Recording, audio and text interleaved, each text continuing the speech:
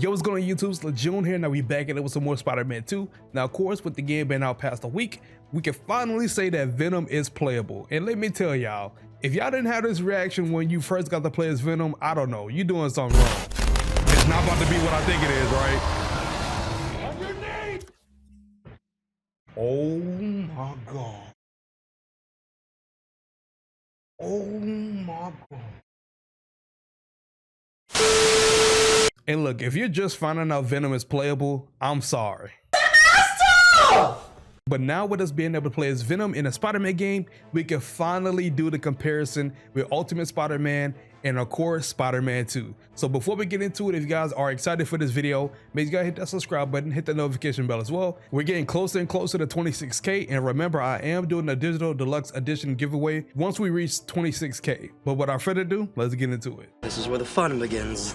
So with me getting a taste of Venom's gameplay, playing him multiple times, replaying the mission, I can say Insomniac cooked. They did a real good job with Venom for their interpretation for this game when it comes to his gameplay. But of course, there are some things that Ultimate Spider-Man did better as well when it comes to their interpretation as Venom as well. For example, once you beat the entire game of Ultimate Spider-Man, you can actually switch to Venom anytime that you want to and explore the open world. You can eat people, you can build a meter, and just basically just defeat enemy as much as you want to, which is pretty crazy when you think about it. Because Venom, when it comes to Marvel Spider-Man 2, he is locked to one mission, and that is it. That is the only time you can actually play as Venom, which is pretty tough. And honestly, if you're like me, you did a manual save as soon as you got to the Venom part, because there's literally no way to get to it since we don't have the chapter select in the game yet. So when it comes to Venom's combat, it seemed like Insomniac leaned heavy on the tendril attacks when it comes to Venom compared to Ultimate Spider-Man, where it was really melee slash with grabbing people,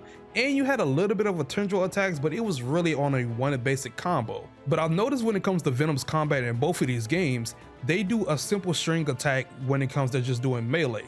For Insomniac's version, he does a simple melee attack, and at the end, he does a big symbiote ball thing, and it does a huge AoE slam. And for Ultimate Spider-Man, he basically does a basic melee combo string at the end, where he basically just gets his two fists and slams it on an enemy, which is pretty basic, but then again, it came out in 2005, so we're gonna cut it some slack. Now, the thing that both of these characters do have is they can both grab enemies. Now, for Ultimate Spider-Man, you already know how crazy you could get with that one.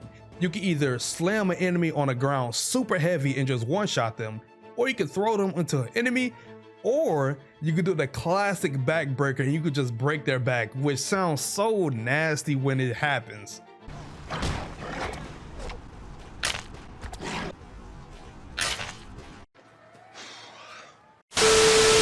And for Insomniac's version, he basically do like a tendril grab, and you could do a combo string where you just toss him around, and at the end, I'm not even gonna lie, they really did that thing with this one. He literally throws the enemy in the sky, catches him with his other arm and slams it on the ground and does like a AoE symbiote slam effect or something like that. It looks dope. I can't even lie to him.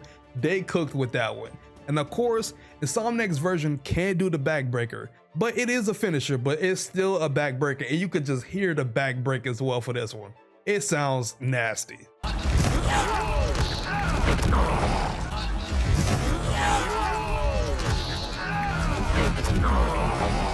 Now, when it comes to traversal for Venom in both of these games, I have to say, Ultimate Spider-Man's Venom probably takes the cake on this one. This man can jump like Jordan. Like, he jumps super far and super high up in the sky. It's crazy. Like, this dude Venom can really get some height when he jumps. It's insane. It's like the Hulk from the early 2000s movie. Like, the dude can get some air. It's crazy. Now, for Insomniac's Venom, they pretty much stick to the basic and keep it more realistic when it comes to Venom. Granted, Venom can jump like that, but then again, I feel like the way they approached it is nice. So Venom basically uses his tendrils to get high air. Now, you can't get super high like you can do in Ultimate Spider-Man, but for Venom, you can jump on the edge. There is like a little prompt that you can do. Say for instance, you're playing with Spider-Man, you press L2, R2, you basically webs up to that area and you can perch. It's basically the same thing, but for Venom, he does a tendril type move to basically make him get some air and get to that destination. I really wish we could see what Insomniac's Venom can do in the open world. Now, granted, you can play with him in the open world. There is a glitch to do it, I'm not sure how to do it. I haven't looked it up myself, but you can just explore the open world with them, but it's technically a glitch. So 9 times out of 10 is probably going to get fixed, or if Insomniac lets us have fun with this one, we can have this and we can just stick to having like the little glitch and we can just be in the open world with Venom. Granted, we're probably not going to be fighting people because we can't attack people in the open world, but it's still cool that, you know, we can play with Venom. Now for the last thing when it comes to Venom, Insomniac's version has abilities. He has the one where he does the ground slam with the symbiote wave, and he also has the rage where he does like a huge AoE which attacks a lot of people, and it does some really insane damage. Now compared to Ultimate Spider-Man, he really doesn't have no abilities. All he really has when it comes to using his tendrils is he can do the web zip. He does a long distance whip when it comes to using his tendrils. That's pretty much the only thing he really does. So Insomniac version has that over Venom when it comes to the Ultimate Spider-Man by a lot, because they really are relying heavy and going heavy into the tendril attacks in Marvel Spider-Man 2 compared to Ultimate Spider-Man. Now in the grand scheme of things, both of these characters and how they play are separate to them and makes them unique in their own way, but I have to say they are really fun to play as, and hopefully in the future, hopefully with some type of update or something like that, we can have Venom and play them in the open world, possibly eat people, do our own thing, and possibly could do like a little wave thing where if you're causing havoc in the city, you could possibly summon, like you could summon the military, Oscorp, possibly Craven Hunters. And if they really want to go crazy with it, now I know this sounds crazy, but what if they had it where you could spawn Peter or Miles and they just try to come and fight you? Oh my god, that would be heat. That would really be heat if they do that, no lie. Because in Ultimate Spider-Man, once you get to the max level threat, you can actually summon S.H.I.E.L.D. themselves. They're going to be on a manhunt trying to get you out of there, and it is pretty dope, to be honest, trying to survive that. But if they add that into Marvel Spider-Man 2, oh my goodness, that is going to be insane. But hey, a mega dream. But let me know in the comments, how do you guys feel about Venom's gameplay in Marvel Spider-Man 2 and Ultimate Spider-Man? Which one you feel like is the more superior? But that's pretty much it for today's video.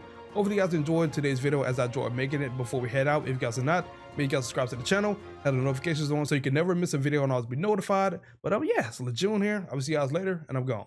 Peace.